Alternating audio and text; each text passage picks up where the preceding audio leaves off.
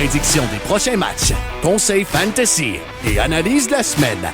Fanball, ça commence maintenant. Let's go! À l'émission cette semaine, je reviens sur la puissante machine des 49ers San Francisco et de sa victoire contre les Cowboys de Dallas. Je vous présente mon top 6 des meilleures équipes, quelques joueurs à recruter avec la blessure de Justin Jefferson. Les directeurs des Fantasy Football, on doit réagir rapidement et aller chercher une option de rechange. Et je reviens également sur le début de saison extrêmement difficile des Patriotes. Est-ce qu'on commence à penser au changement à Foxborough? Plus de détails dans l'émission.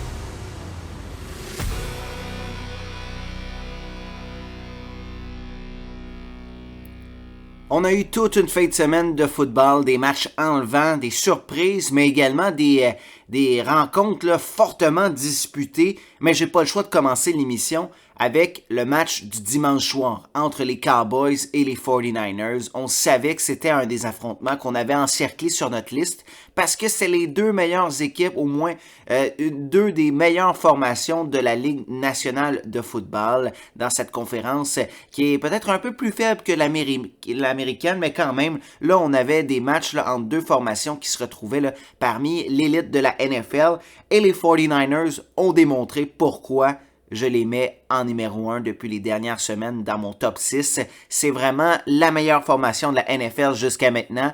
42-10 contre les Cowboys et cette puissante défensive de Dallas. Les 49ers ont montré qu'ils étaient meilleurs à presque toutes les positions, à l'exception peut-être du receveur numéro 1 de la formation où on peut peut-être débattre que CeeDee Lamb devance soit Deebo Samuel ou Brandon Ayuk. Les 49ers ont une meilleure défensive, les 49ers ont un meilleur corps, les 49ers ont un meilleur allié rapproché, les 49ers ont peut-être un meilleur groupe de receveurs et définitivement les 49ers ont un meilleur porteur de ballon, ce qui fait en sorte que, naturellement, les 49ers terminent au-dessus des Cowboys de Dallas et on détruit les Cowboys 42-10. Et en plus, on peut ajouter aussi le travail de l'entraîneur-chef Kyle Shanahan qui fait partie définitivement de l'élite. Pour ce qui est de Mark McCarthy, c'est un peu plus difficile. Hein? On sait que c'est pas nécessairement l'entraîneur qui a la meilleure réputation. Ça s'est fini un peu bizarrement entre Aaron Rodgers et Mark McCarthy dans les dernières années avec Green Bay. Lorsqu'il est arrivé avec Dallas, a montré de belles choses, mais il y en avait plusieurs des experts qui mentionnaient que ce succès était associé en raison du coordonnateur offensif qui faisait vraiment un travail exemplaire. Là maintenant, il a perdu son adjoint qui est parti du côté des Chargers de Los Angeles et c'est peut-être un peu plus difficile. Hein? On essaie de penser à l'attaque des Cowboys de Dallas et les Cowboys, c'est quoi? Est-ce que c'est un jeu au sol dominant? Est-ce que c'est un jeu aérien également dominant? C'est un peu plus difficile à savoir c'est quoi la spécialité des Cowboys. Du moins, lorsqu'on joue avec une avance, les Cowboys sont en mesure d'être une équipe redoutable. Par contre, lorsqu'on affronte une équipe comme les 49ers, où le match est beaucoup plus relevé, où chaque bataille, chaque jeu est important, c'est beaucoup plus difficile. Et même si on a réussi par moment d'arrêter Christian McCaffrey, les 49ers ont montré qu'ils sont capables de gagner de plusieurs manières et cette fois-ci, c'était par des belles passes de Brock Purdy vers George Kittle et des belles stratégies également en défense qu'on a réussi à vraiment limiter à quelques miettes l'attaque des Cowboys de Dallas. Donc sans surprise, vous allez le voir dans mon top 6, mais les 49ers ont resté numéro 1 avec cette belle performance contre les Cowboys de Dallas et c'était vraiment intéressant d'avoir ce match du dimanche soir. On sait qu'on avait quand même des populations, un groupe de partisans qui est quand même très important pour Dallas et pour San Francisco.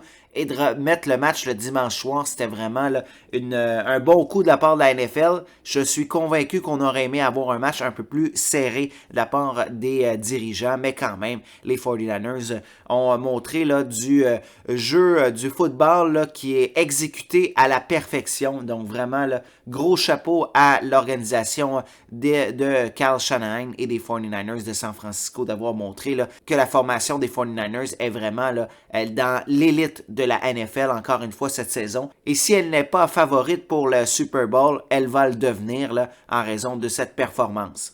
Je sais que pour certains, on avait un peu plus de difficulté à juger les 49ers parce que les 49ers ont quand même un calendrier un peu plus facile, un peu comme les Eagles l'ont connu l'année dernière, et c'est difficile de les évaluer quotidiennement ou à chaque semaine en raison de leur affrontement. Mais cette semaine, on avait justement ce fameux test et l'équipe de San Francisco a facilement réussi ce test haut la main. Bon, parlons maintenant des poolers et pour le fantasy football, je sais que pour certains qui ont repêché Justin Jefferson au premier choix au total, on se prend la tête entre les deux mains là présentement parce que Justin Jefferson a quitté le match des Vikings contre les Chiefs de Kansas City là, dimanche dernier en raison d'une blessure et tout indique que Justin Jefferson sera placé sur la liste des blessés dans les prochaines heures, ce qui fait en sorte que Jefferson pourrait manquer minimum 4 rencontres des Vikings. Déjà que la formation du Minnesota avait de la difficulté à enligner les victoires, c'est définitivement un dur coup pour les Vikings, mais surtout un dur coup pour ceux qui ont Justin Jefferson dans leur fantasy football. C'est toujours difficile de perdre notre joueur qu'on a repêché au premier tour. Il y a certaines équipes qui ont perdu Nick Chubb il y a quelques semaines. Là, c'est au tour des directeurs généraux des équipes qui ont repêché Justin Jefferson de subir un dur coup. Je vais vous proposer quelques alternatives un peu plus tard à l'émission, mais définitivement, là, ça ne sera pas aussi important que la récolte de Justin Jefferson. Il faut absolument qu'il y ait certains joueurs qui commencent à éclore et prendre la place. Osborne, le troisième receveur des Vikings, commence à être très populaire sur les différents sites de fantasy football. Malheureusement, là, je ne crois pas que ça va être le joueur qui va combler le déficit justement des points que Justin Jefferson marquait à chaque semaine pour votre fantasy football. Mais pendant ce match-là, je vous dirais que pour les directeurs généraux des fantasy football, on a eu un peu mal au cœur parce que pendant le match, on a vu Travis Kelce également sortir, aller se faire examiner sur les lignes de côté, passer des tests également pour une blessure qui semblait à la cheville sans contact. Donc souvent, les blessures sans contact, on a vraiment là, peur parce que c'est souvent synonyme d'une blessure qui est un peu plus grave, qui va rester plus longtemps également pour le joueur. Heureusement pour les propriétaires des fantasy football, on a vu Travis Kelce réintégrer l'alignement et ça a bien fonctionné pour le reste du match. On a entre autres réussi à récolter un touché pour le receveur rapproché vedette des Chiefs de Kansas City et Travis Kelce devrait être en uniforme également pour le prochain match qui est un match qui va arriver très tôt, jeudi contre les Broncos de Denver, mais au moins bonne nouvelle pour ceux qui avaient Travis Kelce. Il semble être de retour parmi la formation des Chiefs de Kansas City et rien de grave a été blessé, là, étiré ou déchiré là, du côté de l'allié rapproché. On a eu une autre également surprise. À certains moments, on a vu TJ Hawkinson sortir sur les lignes de côté. Il semblait également être blessé. Heureusement pour Hawkinson, il a réintégré la formation et devrait faire partie justement des Vikings du Minnesota lors du prochain affrontement dimanche prochain. On a un peu parlé des blessures du match entre les Chiefs et les Vikings qui s'est terminé par la marque de 27-20 en faveur de la formation d'Andy Reid. Parlons un peu du match maintenant. Vraiment, les Chiefs qui ont encore réussi à trouver une manière de remporter la rencontre. C'était peut-être pas la rencontre parfaite pour les Chiefs de Kansas City, mais quand même, on va chercher le fameux W et c'est ça qui est important dans la NFL. Par contre, je dois revenir sur la défaite des Vikings du Minnesota. C'est vraiment décevant pour cette formation qui avait fini première là, dans sa division, la division nord de la nationale. Et là, on n'est pas capable d'enchaîner les victoires. Oui, on avait un calendrier très difficile. Entre autres, on a affronté les Chiefs de Kansas City. On a affronté les Eagles également. Donc, on avait vraiment des matchs qui étaient difficiles, mais on a quand même échappé des matchs qu'on aurait dû remporter si on voulait espérer justement là, terminer premier de notre division. Et là, avec la défaite, enchaîné avec la victoire des Lions en fin de semaine, ça fait en sorte que le premier rang dans la division Nord commence à s'éloigner là, dangereusement. Même une place en série, ça va être plus difficile pour les Vikings. On se rapproche d'un calendrier, peut-être un segment de calendrier un peu plus facile et on va espérer d'enchaîner les victoires. Mais malheureusement, comme on a parlé un peu plus tôt, la blessure de Justin Jefferson va faire extrêmement mal pour les prochains matchs et pour les prochaines semaines pour les Vikings. Parlons d'autres matchs maintenant. On en a effleuré un peu les Lions avec la victoire là, impressionnante contre les Panthers de la Caroline. Définitivement, les Lions démontrent que cette formation est une formation qui est à considérer pour les grands honneurs, mais du moins pour une place en série et peut-être faire un petit bout de chemin là, justement en série d'après-saison parce que les Lions ont montré encore une fois là, que c'est une équipe qui est capable de marquer beaucoup de points au tableau. Plus de 40 cette fois-ci. On a réussi à surprendre les Chiefs au début de la saison. Donc, avec une fiche de 4 victoires et une défaite, là, on est en très bonne posture là, pour le reste du calendrier. Vraiment, les Lions ont grimpé dans mon estime en raison de cette victoire.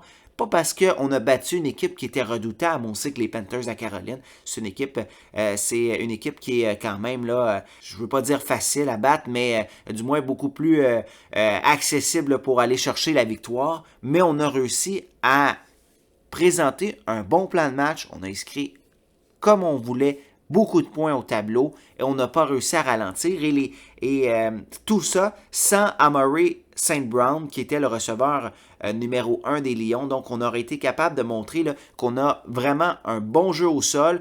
Et on a aussi un Sam Laporta là, qui joue du très bon football depuis le début de la saison. Les autres matchs que je voulais revenir, Jaguars-Bill, 25-20, c'était un match qui était, oui, on disait sur la route pour Jacksonville, mais c'est en territoire neutre et on pourrait même dire que c'est un match à domicile parce que Jacksonville joue à chaque année là, du côté de Londres. Donc vraiment, là, on a réussi à battre les Bills et on a réussi à montrer que justement dans des matchs serrés contre des formations redoutables, on est une équipe là, à surveiller pour Jacksonville. Même si c'était peut-être pas le match le plus sexy, on a quand même réussi à faire de très beaux jeux là, avec une combinaison Trevor Lawrence et Calvin Ridley. L'autre rencontre que je voulais absolument vous parler, c'est les Saints contre les Patriots. Pas pour la victoire des Saints, mais plutôt pour la défaite des Patriots. Vraiment, là, va falloir commencer là, à revoir la stratégie des Patriots et c'est du moins ce que l'entraîneur-chef a dit et a confirmé lors du point de presse après le match. Il a dit qu'il doit, et son équipe d'entraîneurs et son équipe de joueurs doit recommencer à zéro dès la prochaine semaine d'activité. Donc, on risque de revoir le livre de jeu, revoir les stratégies avant le match, revoir la préparation également et revoir peut-être l'évaluation des joueurs, le groupe de receveurs. Est-ce qu'on a vraiment là, le receveur qui est numéro 1, 2, 3? Est-ce que c'est vraiment les 3 meilleurs receveurs ou on doit là, laisser la place justement à une meilleure évaluation pour des receveurs qui se retrouvent un peu plus loin dans la formation là, au niveau du rang, peut-être donner le ballon plus souvent à ces joueurs pour les évaluer correctement pour le reste de la saison. Mais une chose est certaine, si les Patriots continuent à enchaîner les défaites là, comme celle-ci, le poste de Mac Jones est en danger et surtout avec un repêchage qui s'en vient où on dit que les corps arrière universitaires sont très bons. On a entre autres là, Caleb Williams, mais sinon on a quand même beaucoup de profondeur au niveau des corps arrière universitaires qui veulent faire le saut, là, du moins dans la grande ligue dès la saison prochaine. Donc pour les Patriots, oui, on a des lacunes au niveau de l'attaque, on n'a pas le groupe de receveurs exemplaire là, pour donner vraiment des chances à Mac Jones de réussir dans la ligue, mais quand même, à ce niveau, on n'a pas 10 000 chances et Mac Jones doit réussir à trouver une solution. Si c'est seulement un de ses receveurs qui se libère, ça ne me surprendrait pas de voir Mac Jones lui lancer le ballon une dizaine de fois là, dans le match pour essayer de justement là, enchaîner au moins là, des séquences un peu plus intéressantes à l'attaque que ce qu'on a vécu dans les 2 dernières semaines d'activité. Vraiment, là, lourde défaite contre Dallas. Et là, encore une fois, là, c'est un massacre contre les Saints de la Nouvelle-Orléans. Donc, ça va être vraiment à revoir là, du côté des Patriots. Et ce que je trouvais intéressant, c'est que Julian Edelman, l'ancien receveur vedette des Patriots, a accordé une entrevue là, dans un média là, du côté de Fox, si je ne me trompe pas, et a commencé à un peu là, parler du travail de Bill Belichick parce que l'animateur le questionnait justement sur est-ce que Bill Belichick a trop de pouvoir avec les Patriots. On sait qu'il occupe le chapeau d'entraîneur-chef, mais également celui de directeur général. Et depuis les dernières années, son travail comme entraîneur-chef a toujours réussi à corriger un peu ses lacunes au niveau du directeur général ou au niveau de son repêchage. Mais là, il semble du moins être à court de solutions justement pour combler peut-être les mauvais choix des dernières années, surtout au niveau de l'attaque, parce que au dernier repêchage, on avait quand même repêché Christian Gonzalez qui semblait vraiment être un coup de circuit pour la formation de la Nouvelle-Angleterre. Malheureusement, une blessure pour le demi-défensif. Mais au niveau de l'attaque, ça fait vraiment très longtemps qu'on n'a pas repêché un joueur vedette. Là. Je pense que le dernier, c'est Gronkowski, là, donc il y a au moins une dizaine d'années pour les Patriots de la Nouvelle-Angleterre. Sinon, on n'a pas réussi à trouver vraiment là, la combinaison gagnante pour aller repêcher des joueurs vedettes au niveau de l'attaque aux Patriots. Et Julian Edelman a mentionné que peut-être que c'était le temps justement pour Bill Belichick d'aller chercher de l'aide, surtout au niveau du recrutement pour l'attaque. Il semble avoir encore la recette pour repêcher des joueurs qui vont être des très bons joueurs au niveau de la défensive, mais a un peu plus de difficulté pour repêcher des joueurs pour l'attaque au niveau offensif. Et tranquillement, la Ligue pivote vers un jeu qui est beaucoup plus axé sur l'attaque. On le voit, les équipes qui ont du succès, c'est plus nécessairement les grosses défensives qui remportent les championnats. La preuve, c'est que les 49ers ont affronté les Chiefs de Kansas City il y a quelques années. Et c'est qui a remporté? C'est l'attaque qui a remporté. Et c'est Kansas City qui a réussi à soulever les grands honneurs lors de cette rencontre. Donc vraiment, là, on va falloir trouver des solutions au niveau des Patriotes parce que même si on a un entraîneur-chef qui est le meilleur de l'histoire, ça reste que la Ligue continue à changer et il ne peut plus vraiment, là, en raison de ses habiletés comme entraîneur, combler ses lacunes au niveau de sa gestion de personnel et surtout son recrutement qui commence vraiment là, à affaiblir les Patriotes. Et surtout si, comme je vous disais, on a un bon repêchage la saison prochaine, il va falloir que déjà là, on réussisse à se remettre sur le droit chemin pour les Patriotes parce que l'équipe qui a dominé pendant les 20 dernières années risque de connaître plusieurs saisons là, beaucoup plus difficiles dans la Ligue nationale de football et surtout dans la division Est de l'Américaine. Bon, parlons maintenant des joueurs que l'on peut recruter pour la prochaine semaine d'activité. J'ai vu que l'ailier rapproché Cole Kmet des Bears de Chicago est encore disponible dans quelques ligues. Je sais qu'il a connu quand même 2 excellentes semaines d'activité, les 2 dernières. Et justement, c'est synonyme de Justin Fields qui est beaucoup plus à l'aise dans sa pochette et qui tente de diriger le ballon un peu plus vers ses receveurs de passe. Donc, si Justin Fields continue à vouloir lancer le ballon un peu plus souvent, automatiquement, Cole Kmet sera une de ses cibles par excellence parce qu'on le voit, il est en confiance lorsqu'il lance le ballon à Cole Kmet et surtout, il est visé là, lorsqu'on arrive près de la zone payante pour les Bears de Chicago, donc pour les directeurs généraux de Fantasy Football, on aime beaucoup ça lorsqu'on voit que nos joueurs vedettes ou nos joueurs de notre formation sont visés lorsqu'ils arrivent dans la zone payante. Donc, Cole Kmet peut être vraiment une très belle option là, dans votre ligue de fantasy football si il n'est pas ici, il est toujours disponible. Je sais que il y a certains directeurs qui ont été assez rapides là, dès l'heure de la dernière semaine. On a tenté d'aller le chercher, mais s'il est encore disponible et vous avez une priorité assez haute lors de votre choix de vos agents libres, c'est peut-être une bonne occasion de le mettre au premier rang et tenter de le recruter. L'autre joueur que je voulais vous parler de 2 receveurs de passe pour tenter de pallier la perte de Justin Jefferson. Il est disponible dans seulement 20% des ligues, mais si c'est le cas, allez le chercher. Jacoby Myers, c'est le receveur numéro 2 des Raiders de Las Vegas, derrière Davante Adams, comme on le sait, mais il a vraiment une très belle chimie avec le corps arrière Jimmy Garoppolo. Entre autres, à chaque fois que Jimmy Garoppolo est un peu plus en santé et lance des passes de toucher, automatiquement, Jacoby Myers est ciblé là, lorsqu'on arrive dans la zone payante. Encore une fois, lors du match du lundi soir, il a marqué un touché, a marqué dépendamment là, des systèmes de pointage là, à environ 14 points. Donc, c'est intéressant d'aller chercher là, un receveur qui peut aller chercher plus d'une douzaine de points justement là, pour pallier la perte de Justin Jefferson. Je sais que c'est pas une vingtaine de points comme le receveur vedette de Minnesota, mais quand même, on va couper au moins dans les pertes en allant chercher Jacoby Myers.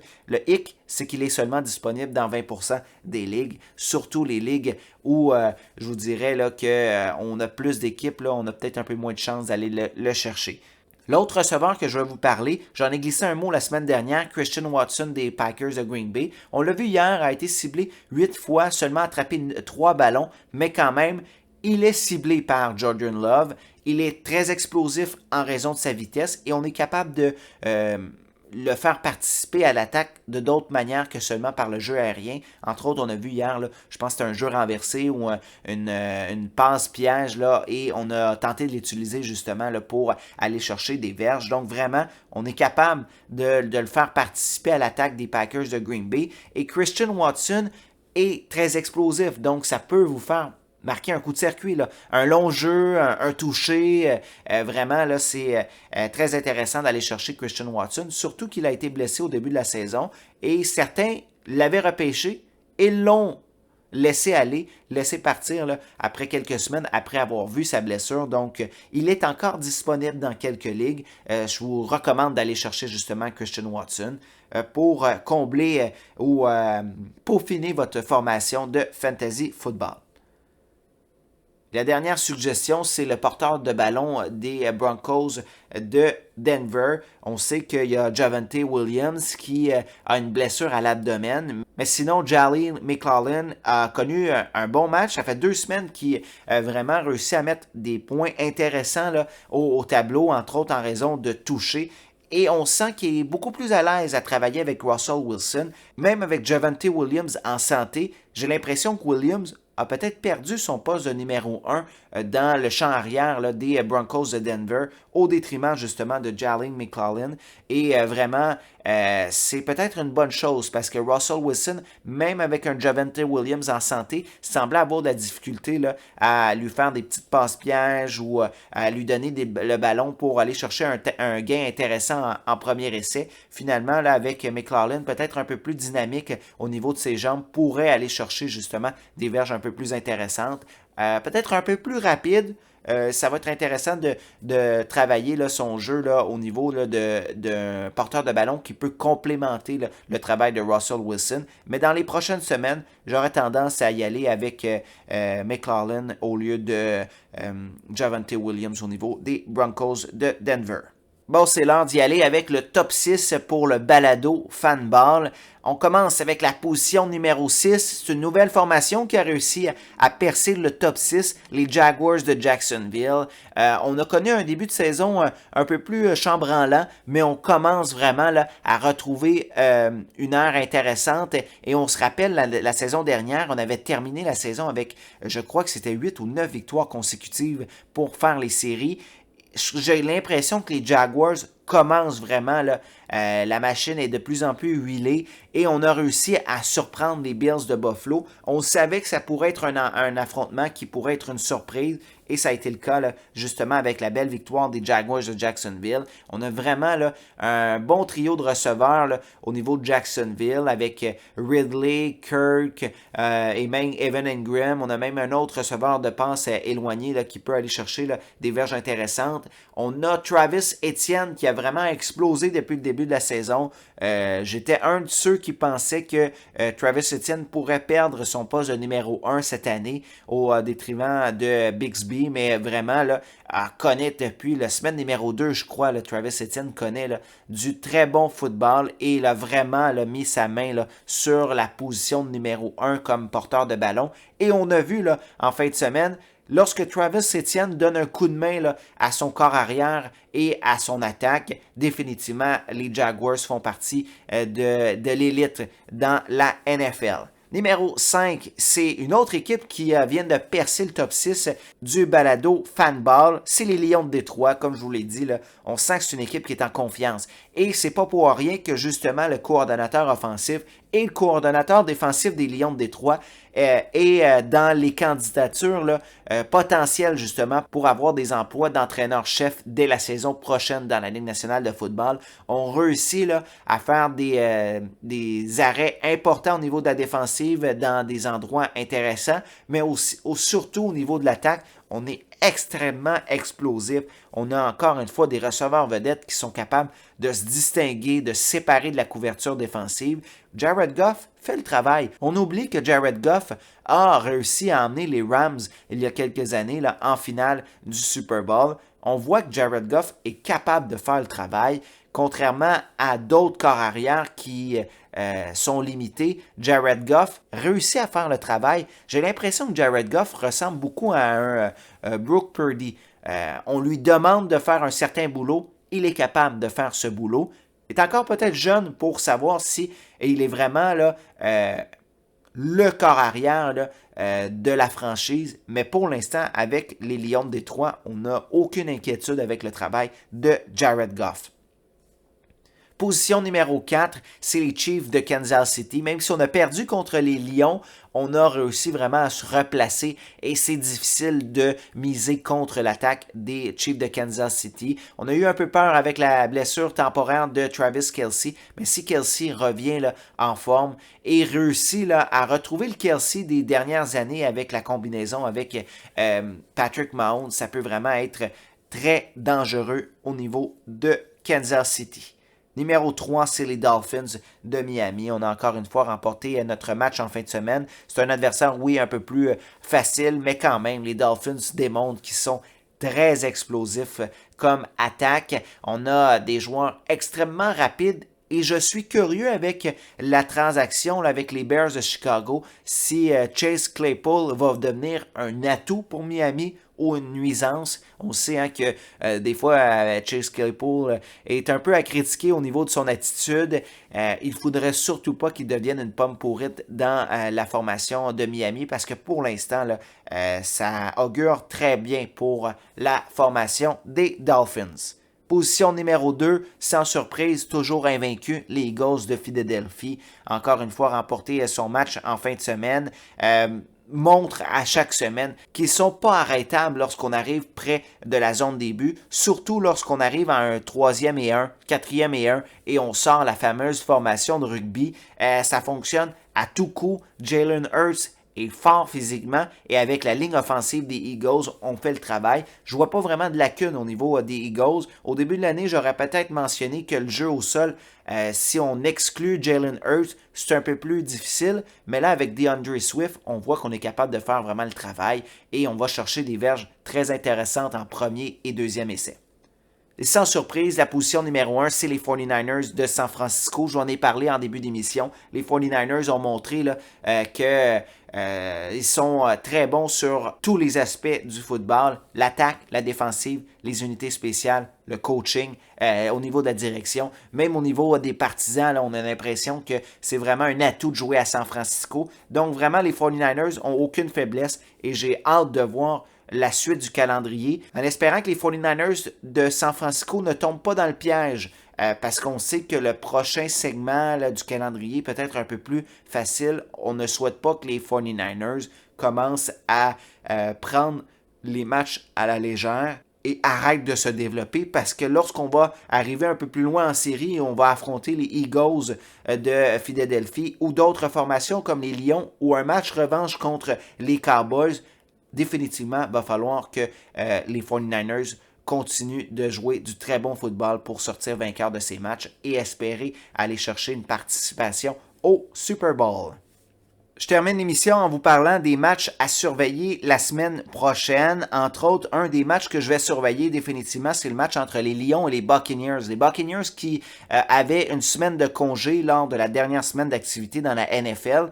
On va vraiment voir si la formation de Tampa Bay est sérieuse dans le début de saison. On se rappelle, 3 victoires, 1 défaite, c'est surprenant. Mais là, on affronte un vrai test contre les Lions de Détroit et dimanche à 16h25, je risque d'être bien installé sur mon divan pour regarder cette rencontre. L'autre match que j'ai surveillé, c'est le match du lundi soir entre les Cowboys et les Chargers. Est-ce que les Cowboys vont être en mesure de se remettre sur pied et d'affronter les Chargers qui sont très explosifs au niveau de Justin Herbert? On va voir également peut-être le retour de Austin Ekeler dans la formation de Los Angeles. Donc vraiment, là, on peut voir une attaque qui va être très solide avec les Chargers et voir si les Cowboys vont être en mesure de oublier la défaite cuisante contre les 49ers de San Francisco. N'oubliez pas qu'il y a deux équipes qui sont en congé cette semaine, les Steelers et les Packers. Je sais qu'il y en a plusieurs d'entre vous qui ont la défensive des Steelers. Allez vous trouver une option là, pour la remplacer assez rapidement.